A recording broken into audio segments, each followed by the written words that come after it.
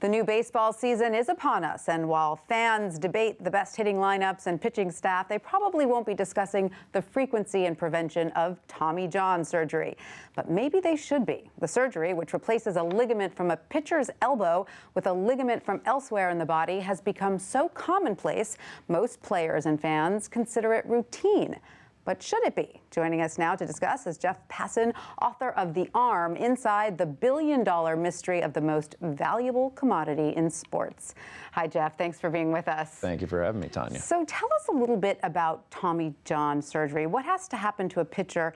What point does he have to get to need this surgery? Well, the ulnar collateral ligament holds together the upper and lower arms. And when it tears, your arm is essentially just flopping around, and you cannot throw a pitch 90 miles per hour like is necessary to be a major league pitcher. So when there's even a partial tear, sometimes doctors will go in there and say, let's just replace it. And it's a pretty complicated surgery. They have to drill in the bones on both sides and weave the new tendon in. And over the course of 12-month recovery, the tendon turns into a ligament and your arm is essentially rebuilt. A year recovery. That's kind of devastating for a baseball player, right? It is. You can't play for a year? Yeah, and that's part of the story in the book. I followed two players around coming back from Tommy John surgery, and it's not just the day that they have the surgery or the day that they come back. It's those days in between where they have their livelihood stolen from them. Sure. And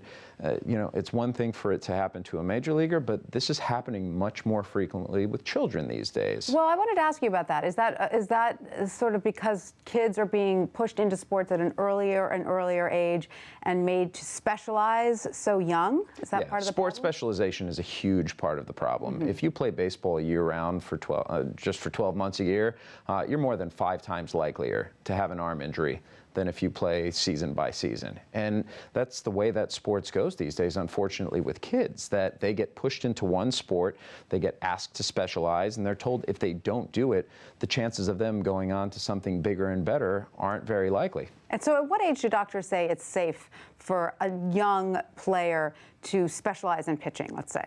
Well, the opinions really vary on that, but in the end, I think if you stick around at 15 or 16 or 17, maybe at that point, even then though, pitching year-round is not a good thing to do. You need to take some time off, and the problem is you have parents with stars and college scholarships in their eyes. You have coaches who want to advance their own careers, and unwittingly you have the kids who aren't going to say no to going out and doing what they enjoy doing. And as the field gets more and more competitive, it just drives the whole thing. Now, you followed Matt Harvey. Tell us about his recovery. How difficult was it? He's okay now, right? He is. He came back from Tommy John surgery. He had a successful season last year, but interestingly enough, toward the end of the season, when he was pitching more than they had anticipated, he took an insurance policy out on his arm just because they want to be sure. And that's the problem with this. We really don't know what is causing these injuries. We have an idea that throwing the ball hard tends to correlate with it, and that overuse in young ages tends to correlate with it. But to make a causative leap, not even the doctors who have spent their whole career studying this are there quite yet. And it's an expensive problem for Major League Baseball, isn't it? I mean, pitchers are paid a lot of money. Yeah, pitchers this year are going to be paid around $1.7 billion. Which is more than all the NFL quarterbacks combined? 5 times more. 5 times more. 5 times more than all the NFL quarterbacks. Stunning figure. So why do you think Tommy John surgery has become so accepted, has become so commonplace? Should we be questioning it more? It's a successful surgery, and it's amazing considering that Dr. Frank Jobe in 1974 essentially dreamt it up himself. And the way that over the last 42 years it has evolved into something that does bring back 80% of players to the previous level of competition.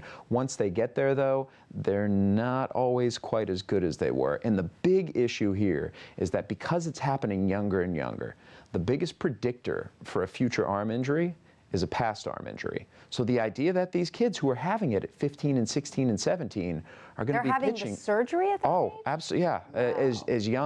As young as 13 and 14, Wow. and very regularly at 15, 16, and 17. About a decade ago, Dr. James Andrews, who's the foremost surgeon these days, was doing Tommy John surgery. About 5% of his patients were teenagers.